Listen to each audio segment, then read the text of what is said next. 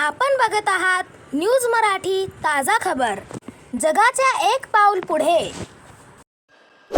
दिवसभर काम किंवा नोकरी केल्यानंतर सायंकाळी प्रत्येक व्यक्ती फ्रेश होऊन सायंकाळी मनोरंजन करण्यासाठी आणि मनाचा विरंगुळा करण्यासाठी घराबाहेर कोणत्या तरी चांगल्या ठिकाणी मनोरंजनात्मक जागा असेल अशा ठिकाणी फिरायला जातो।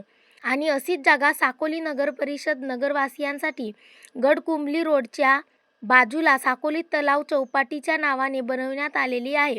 आणि या ठिकाणी अनेक नागरिक दररोज सायंकाळी मनाचा विरंगुळा करण्यासाठी आणि मनोरंजन करण्यासाठी फिरायला येतात। या साकोली तलाव चौपाटीवर लाखो रुपये खर्च करून प्रसाधनगृहाचे बांधकाम करण्यात आलेले आहे, परंतु या प्रसाधनगृहाला कुलूप लावून ठेवलेले आहे आणि त्यामुळे येथील नागरिकांना शौचालय नसल्यामुळे शौचास कुठे जावे असा फार मोठा गंभीर प्रश्न पडलेला आहे। पाण्याअभावी येथील गवत सुद्धा वाढलेले आहे आणि त्यामुळे या ठिकाणी पाण्याची सुद्धा व्यवस्था नाही असे म्हणायला काहीच हरकत नाही।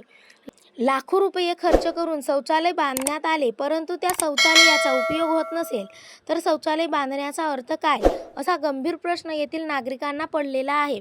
एखाद्या व्यक्तीला तहान लागली असेल परंतु वेळेवर पाणी मिळत नसेल तर त्या पाण्याचा उपयोग काय? एखाद्या व्यक्तीला भूक लागली असेल परंतु वेळेवर अन्न मिळत नसेल तर त्या अन्नाचा अर्थ काय असे यावरून दिसून येते।